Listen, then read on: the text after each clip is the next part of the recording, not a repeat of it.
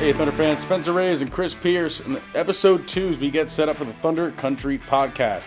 Back in the home clubhouse, ready to go, Chris. I'm fired up. Season is so close to where it's going to be. Yeah, warmer weather, just around the corner. We had a little bit taste of it earlier this week. Baseball season, MLB in full swing. Us just in 2 months. I mean, it's great to be excited, for what's going to come up. Yeah, well, absolutely. We have a lot coming up. 42 home games in our season, starting June 2nd, ending August 29th. Like we mentioned, every episode we want to start off by welcoming everyone, checking us out, and going over a certain theme night that we think makes sense for you to come out during the season. Yeah, well, last week we kind of dipped into Boomer's birthday, but this week, let's kind of go a little bit further into the month of July, kind of in the middle of that month, and specifically we want to focus on our college game day night, Spence. Oh, yeah. What a big night we're going to have, being on Tuesday, July 14th at 7 p.m., and Spence, it's not just the game that fans can get the chance to head into the stadium and do. What else is there in store? Absolutely. A little bit earlier in the day, we have our second annual Sports Management Networking event, and it's going to include an appearance towards the end by Jair Brown, former Trenton Central High School alum, Penn State alum, now with the San Francisco 49ers as a pro safety, doing pretty well over there, but he's going to come out and talk to the students. I'll be hosting the event. We're going to have front office staff throughout the game. It's truly your chance. If you really want to work in sports, if you want to get involved in sports, you have a couple questions, you're like, what do I do? This is the opportunity for you as a high school, as a college student, to get in, get the grind started. These are the questions you can ask right here at the event. Yeah, I mean, it's a great event, especially, as you mentioned, if you're young and you're looking to get a foot into this industry. And, you can learn from some of the best, like you or, John. I wouldn't say I'm the best. Don't pump my tires. No, you're a pro, total pro. But no, it's a great night. And then, afterwards, you get to watch a baseball game, the Trenton Thunder College game day night. I mean, you get to connect with alumni, all alumni chapters. It's not just them, anybody. And we're not kicking you out, just like you mentioned. You can watch the game, too. But a lot of places when you go, you're going to go check out that fair. You're going to have questions answered. They said, all right, see you later. Here's a ticket. We want you to stay the whole time. We're going to have front office staff coming up during the game, where there's different departments saying hi, just in case, if you're a little shy, you didn't get to ask your question during that panel. Well, now you have that one-on-one interaction, whether it's our interns, it could be full-time staff, assistants. We want to get everything covered. Yeah, I mean, it's a great night and for sure something you don't want to miss. And speaking of staff, I mean, we had the announcement, yes, last couple of weeks with the not just, the team itself, going to be revealed in the next month or so, but, talking about the staff, the coaches, who are going to be coaching these young players as they transition, from this league to the pros, where they could get drafted. And, we had the last 2 weeks ago, we had our manager, Sean Chacon. Chacon, yeah. Sean Chacon. We call him Shaq, Chris. Shaq. If he's listening, he's going to wring your neck. Yeah, I know. Hey, I'm new, all right? I'm new. Don't fry me just yet. You have the excuse. Don't fry me just yet. I'm new. But he's back for a fifth year of the team. Spence, I know you've had, the last couple of years to spend with him. How is he as a coach, with this team? Man, he's awesome. So he started off as a pitching coach around, I want to say, 3 of the years. This will be his 5th season, like you mentioned, coming in. Second as, the head honcho, the manager of the team. He's a vibes guy. Truly is. Even before when he was a pitching coach, it was my first season in 2021, and he's just a vibes guy. He comes around, he's there for the team, he's going to make sure the right guys are in the right spots to win. He learned how to become a manager this past season with the ball club. Now it's time for year 2. Second time around, he's got the experience behind him. I really think he's going to lead this, at least the first half, get him all the way, and see how many wins they could tally up this season. Yeah, and he's not unfamiliar with the Thunder. He played for us in 2006, but now kind of being announced this past week with his coaching staff. You have hitting coach Josh Johnson and pitching coach Ron Mayhay. Both guys who will bring that kind of major league, minor league experience and coaching. And developing these players who are going to be coming in Trenton for this upcoming summer. Oh, it's huge. I mean, you got coaches like those guys. Josh Johnson, 12 years in the minor league baseball career. 6 as a coach with the San Diego Padres and minor league teams with the Nationals organization, the Rangers as well. And then you got a guy like Ron Mayhay, 14 years in the big leagues. That's what he's going to bring as far as a pitching coach. That's huge. Regardless, both having such a various experience in sports, especially baseball, now coming to the Thunder, I mean, it could only go from here. Yeah, I mean, who knows? Maybe we'll have them on the podcast one day, you know, and get to pick their brain a little bit. But obviously, very exciting. I mean, I'm looking forward to this upcoming season. Like I said, 2 months away, Spence. It's almost here. Yeah, I mean, it's getting close and close. The weather is a little, it was awesome. It's 80 degrees, and then now today it's 40, and then it's going to be 50. We're going to get consistent weather at some point. New Jersey's going to figure it out. I don't know, man. It's New Jersey. You never know. It's like We'll get there. when I was back at Virginia Tech, it was like you were living 4 seasons in one day. But here in New Jersey, you're living 4 seasons in 1 week, essentially. Today it feels a little bit wet, winter-esque, not close to spring. Yesterday it felt like summer. I mean, just pick a time of the year, honestly, as we get closer to June. But talking about baseball, and this our season, a couple months away. But what's happening right now in the MLB? I mean, lots going on. Major League Baseball, I like to kind of jump ahead. We're probably like second week in here, and we're worried about as far as like World Series all the way ahead towards the end of the year. I like to kind of think ahead and who do we see at the end of the line?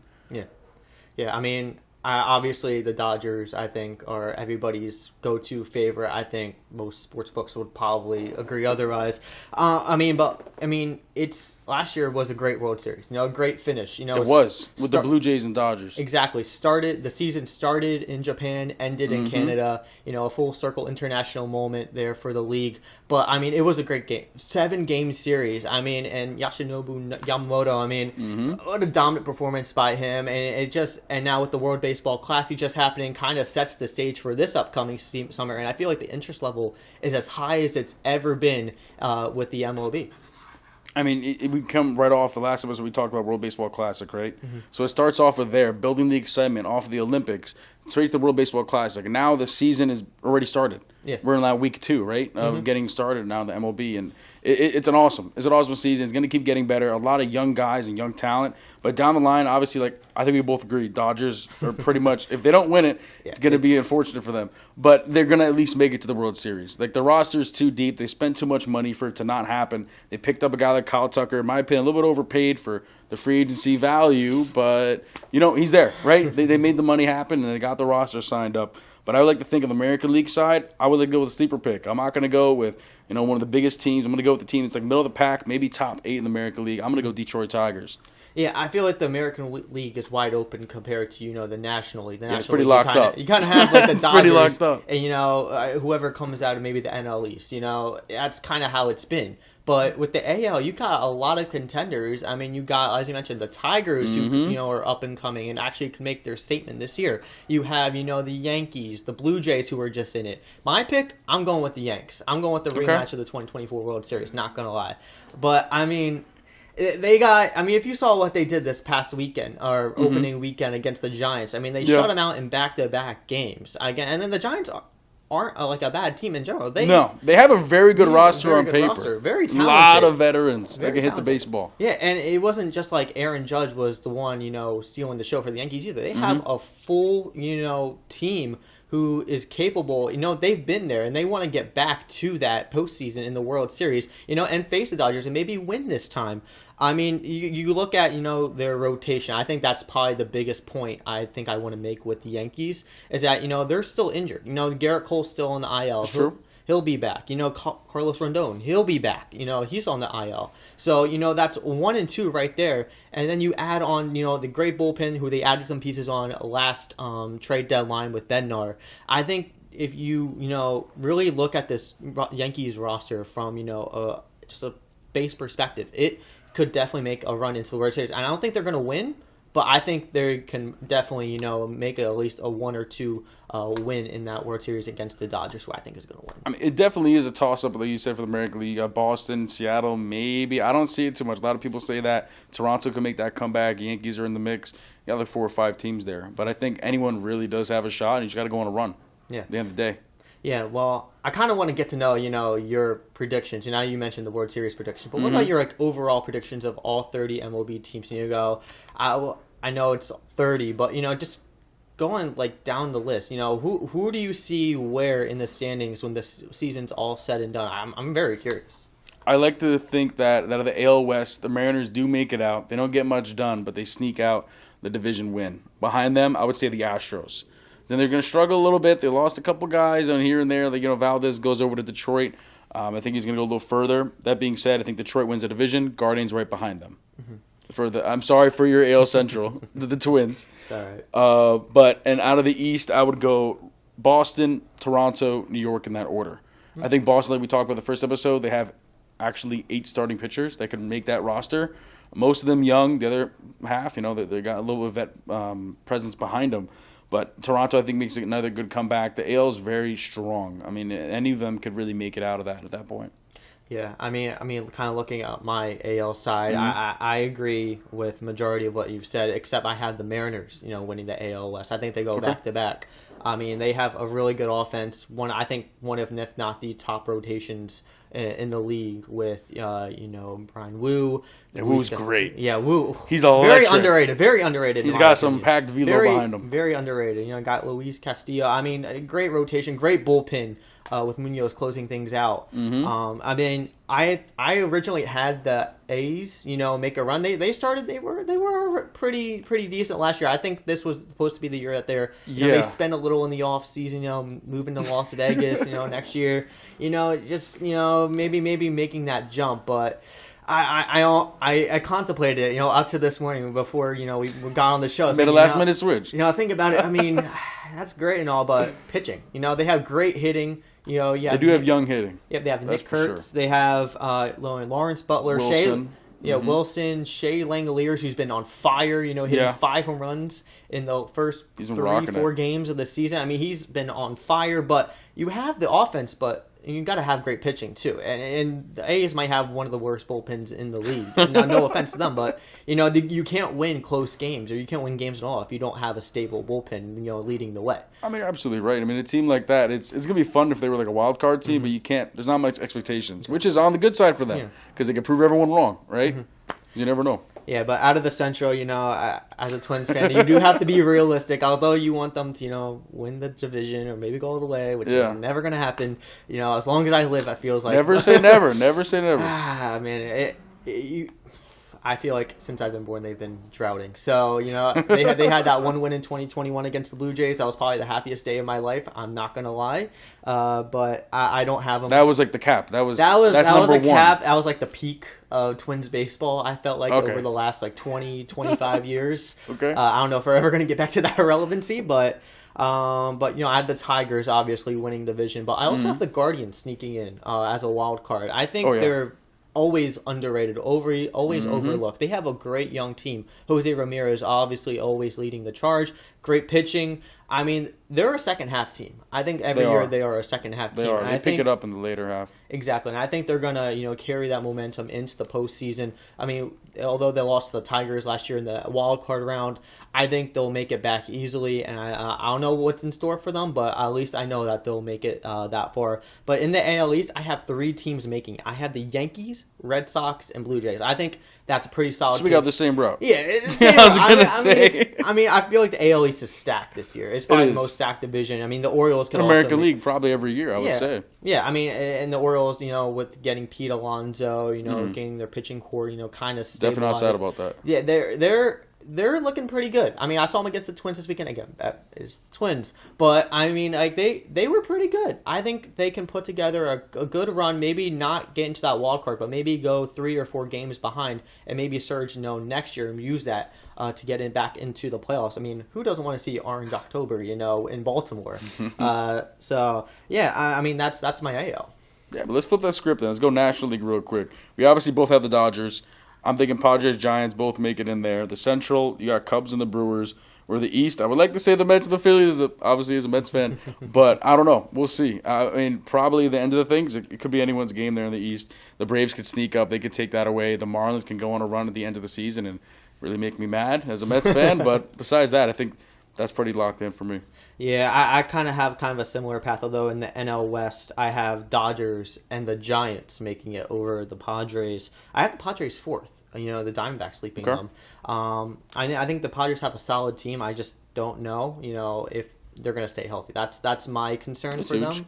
But the Giants, I think they have a really good team. I mean, kind of a slow start this season, but they're obviously, they got 162 games in the season. 3 games isn't going to determine the other, 159. No, not at all. Not at all. It's a marathon. Exactly. It is not a sprint when it comes to baseball. Exactly. So when I see Phillies fans, butchering the team after, losing 2 out of 3 to the Rangers and saying they want to fire everybody, in the building. I kind of overreact, not going to lie. It's big market, though. New York does the same exact thing, man, and that's across all sports. Yeah.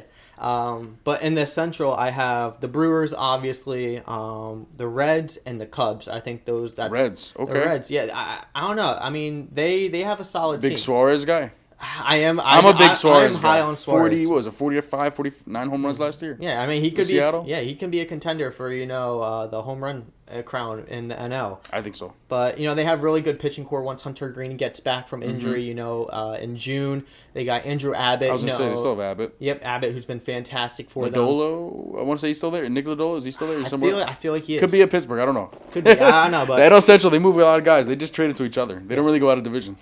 Yeah, but no, I liked what I saw from the Reds this past weekend, and I think they can, with Ellie De La Cruz, leading the offensive side. They got some really good, rooks like South Story, who've been... He should be solid. Who've been producing pretty well for them. And then in the NL East, I have the Phillies and the Mets. Okay. I know that's your team, Spence. I like both of those teams. I don't think the Braves are going to make it for the second straight year in a row. The Marlins, I think, are going to hop the Braves, and that's kind of one. So you have them at third. Yeah, I do have them at third. I think they're going to just miss the playoffs. That's my hot take. I think they have a really good young core with Owen Cassie. If you saw what he did this last weekend, he got traded from Chicago to Miami in that Edward Cabrera trade. But he's been producing at high levels, so I like the Marlins. I really like them. It stinks that their attendance is low, but I think if they start winning games, you might see more people come out. That's the hope. But yeah, that's kind of where I see the NL playoff. You touched on hot takes there. We can run over those for the season as we kind of get started. I already talked about the Tigers World Series. That's a hot take enough. We don't have to get into that. But I don't think Kyle Riley's going to hit over 30 home runs this year. Really? I think last year was a bloop. I think the past couple of years before that, you look at his stats. In 2021, he was able to knock only 2 out in 47 games. Then he went up to 27, then 30, 34, jumped up to 60, which obviously led everyone. Yeah. I think he's going to head back down to that 30 range. I think it was a little bit of a bloop. He had that all-star year almost out of nowhere. What is that? His 5th season in play. He's approaching 6 now. He's a catcher. His knees are getting a little to the point. He's almost 30. So I think in the baseball age, when you're behind the plate, I mean, you saw with Joe Mauer. Yeah. He had to move to first base. But then again, counterpoint, Salvador Perez. I think he's one of a couple.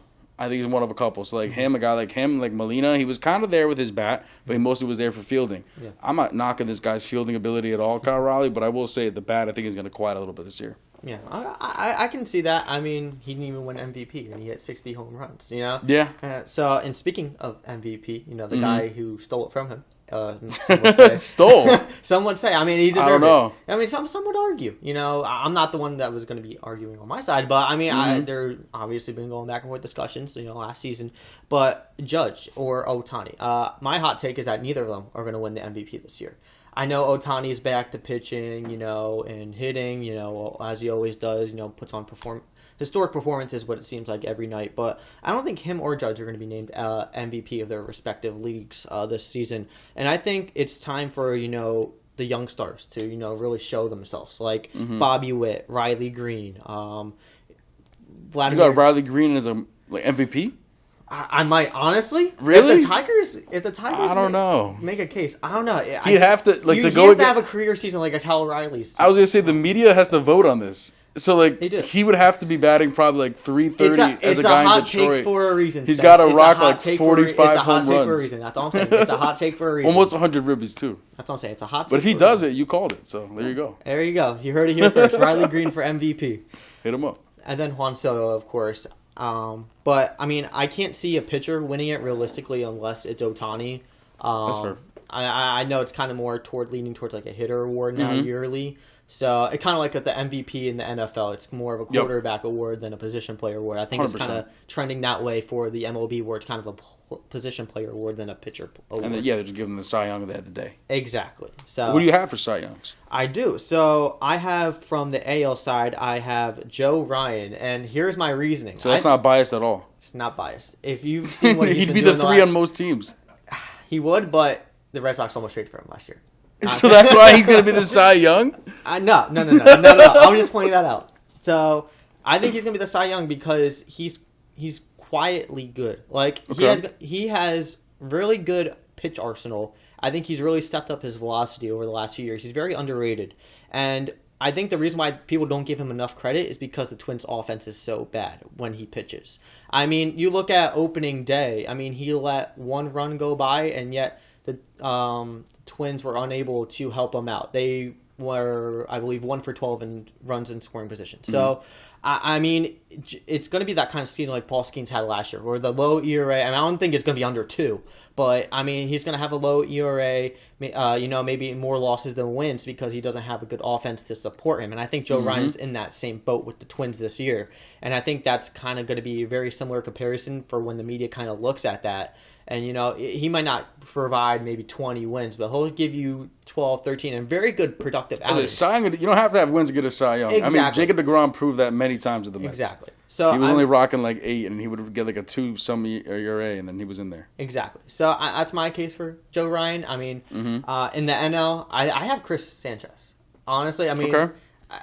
I like what I see from him. I think he's a very capable ace for the Phillies. With Zach Wheeler out, Nolan not being his best self. We saw it this past weekend against the Rangers. He was lights out dominant. So I think if he can continue that, he got a contract, that he's now signed long term with the Phillies. Yeah. So I think if he keeps it up, I could see a Cy Young. If not this year, definitely in his future. I think he's 100% in the mix. I also agree that he's in the future. If he went to this year, I wouldn't be surprised, but I would probably go Yamamoto. I think he's going to take it for the Dodgers this year.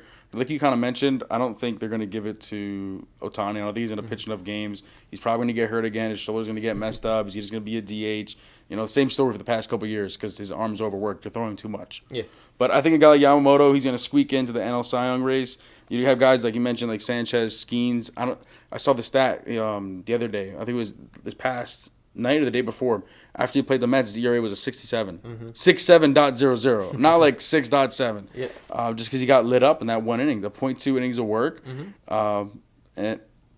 you? Is that what that was? I saw that. I didn't do it. I was so locked into the number. I wasn't even thinking about that. Yeah, I didn't do anything. Our producer, Ben Wolverton, he was little antics. But but regardless, his ERA, to make it a 2, he has to be lights out for the rest of, maybe 19, 20 more starts. So I don't know. I don't see him getting it. The Yamamoto's going to close out that race. And I also have Crochet for Boston on his end. I think Boston's really going to shine, and it has nothing to do with the fact that he has a Sam Adams beer for himself now, but I think he's going to make his way up. Yeah, classic Boston, Right? Leaving their legacy. Okay, just for quick awards, I think we should go one-on-one. Yeah, write them off. Write them off. Okay, so NL MVP, I have Juan Soto. I think that's pretty clear-cut on why. I mean, I think he's a definite 40-30 player. He had a 40-30 season with 120 walks. Yeah. I think the bobblehead that's coming out of that. Yeah, I know, and I think he can definitely replicate that. So that's my NL MVP. I mean, I'm going to go Ohtani. I'm just going to take the easy way out. He's going to get enough. Even if he doesn't get 50 home runs, he's probably going to get the votes anyway. Yeah.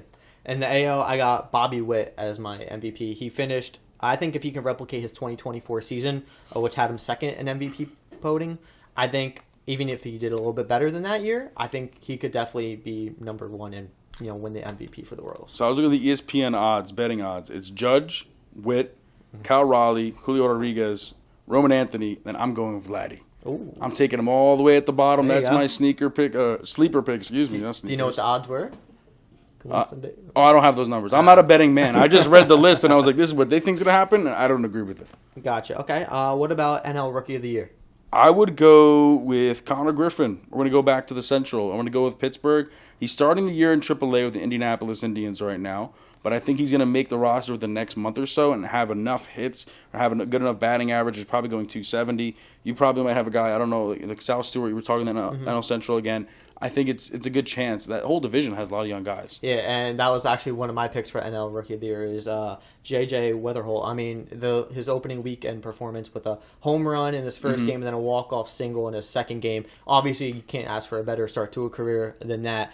And then in the AL, I have Kevin McConaughey, kind of an easy pick good. There. I think he, I don't know if it's this year, but he might lead the league in hits one year. Yeah. So I think that's probably the easy pick. Very well could be like a Luis or Reyes down the line. Yep. So, I think, in his first game, I think he had 4 hits. So, again, great start to his career. I'm going to go Munetaka Murakami. There we go. See, now I'm stuttering a little bit. With the Chicago White Sox, monster swing. His bat is so much more developed at 26 years old as a rookie now. He played 8 seasons out in Japan, and he was killing it. 265 home runs, averaging 33 a year. I think it's going to translate. He may not get the 33, but even if he gets the 27 as a rookie, I think that's a win. Yeah, and just, I don't know if you've seen it like on the media side, like they're saying like, this guy can't hit. You know, he coming over from Japan, going to the White Sox. I think it's because he went to the White Sox. I'm not going to lie. I think if he was a New York Yankee, if he was a Met, if he's a Dodger, all of a sudden this guy's, he's amazing. But I think it's all market-based. I really do. I mean, both Central divisions in the AL and NL have fantastic rookie classes. So, Chase the Waters is also one of them. Yeah. That, on the Guardians. I mean, it's not I don't know if it's a coincidence that both Central divisions, have really good studs, but we'll see what happens. So I'll say the Central has really good studs, but the Thunder has really good gear. So you're wearing the Phillies merch, I'm wearing the Mets merch. This is brand new. We're bringing it back. I want to say we had some iteration with a Thunder logo on it. We're rocking 2 of the closest major league teams around our area. So you're a Phillies fan, you're a Mets fan, you want to go check us out. ThunderCompanyStore.com, TrentonThunder.com, and make sure you pick up this brand new 47 clean-up adjustable hat. We're rocking these pretty soft shirts. Feel like pillowcases, man. Honestly, like I said, I'm not a Phillies fan, but I can respect. You said it enough. I think we know. We need to get you a hat already, bro. I know, but hey, I feel very comfortable in this. If they had a Twins version, I would buy it. But I like it, and I feel like the fans would also, it's comfortable. Like the shirt we wore last week, you can get it on the Thunder store. I mean, it feels great. I would buy it. Like I said. Before we let you go, let's jump into a couple different updates. I think you got some surprises for us, and I want to talk about a guy that just made the league with the Rockies from the former Thunder player. Yeah, so kind of going off of what we talked about with the rookies. I mean, I think this is probably the best rookie class of our generation, in my opinion. No, it is. I mean, you got, like we mentioned, Chase the Waters, Sal Storr, Munetaka Murakami, Owen Cassio on the Marlins, Justin Crawford, who had a walk-off single yesterday for the Phillies. Yeah. I mean, there's so many really good rookies out there. I think that's really bringing perspective to the sport. I think it's really good, and we continue to see these guys progress, like Kevin McGonigal. It's great to see. I mean, and there's been a lot of records being broken by these rookies, such as like most home run throughout the first 3 games, most home runs, highest OPS percentage, highest slugging percentage, third highest batting average since the 1900s. That's almost 125 years worth of stats, and this rookie class is just proving them all wrong. Yeah, they've been really good, and it's going to keep getting better. Like I said, only 2 weeks in, but we do have an MLB debut. So the 11th player in the MLB Draft League, the 436th Thunder player or coach, and 405th Thunder player to make it to the bigs, that's TJ Rumfield. Played with us back in 2021, 22 games of play, 271 batting average, 8 ribbies, 10 walks. And now with Colorado, he's got 5 games of work so far. Started in one of the games. He's most likely going to be the first baseman moving forward that the media has predicted, with one of your guys from a former Twin. Is it Edward Julian? Edward Julian right behind him. Yeah, I mean, and former Hokie. So, a little extra there you love, go. There you go. With the VT connection. No, but this kid's going to also be a stud. Another rookie, who's in this great class. So very excited to see what TJ is going to bring to the major league levels. But super pumped for him and Trenton in general. Producing another star. Congrats to him. Yeah. And we talked about caps, Chris. Take it off. Yeah. So what we're going to do, it's a new segment we're going to have. It's called Chris's Caps. So what we're going to do is we have caps that's going to produce the matchup of the week. So I think it's pretty obvious, with coming up next Monday through Wednesday. Here, Spence, I'm going to give you one of the hats. Okay. This is a World Series matchup in Los Angeles. We have the Dodgers and the Blue Jays. And Spence, I feel like with this segment we should do predictions of, who's going to win this series and why. But, I think the Dodgers are going to win this one. I think in this rematch, the Dodgers are going to outmatch the Blue Jays with their hitting and pitching. So, I think Toronto's going to get 1 game out, but I got the Dodgers. I want to go Dodgers, but I'm always for the underdog, man. I think the Blue Jays make a comeback. It's just one series. What is it, 3-4 games compared to a 3 out of 4 wins to get in a 7-game series? I'm going Blue Jays, man. I'm going against it. Give me that hat. Yeah, we're going to switch it up a little bit. But that was awesome. Thank you so much for tuning in to episode 2 of the Thunder Country Podcast. We continue to provide you with more updates, get some exclusive interviews on the way for former players and coaches, and we'll see you next time. See ya. Thunder Country Podcast is a Thunder Vision production and is produced by Liz Sikorsky, Ben Wolverton, and Marissa Murphy. For information on tickets, promotions, and all things Thunder, visit TrentonThunder.com. Subscribe to Thunder Country on YouTube, Spotify, Apple Podcasts, or wherever you listen to podcasts.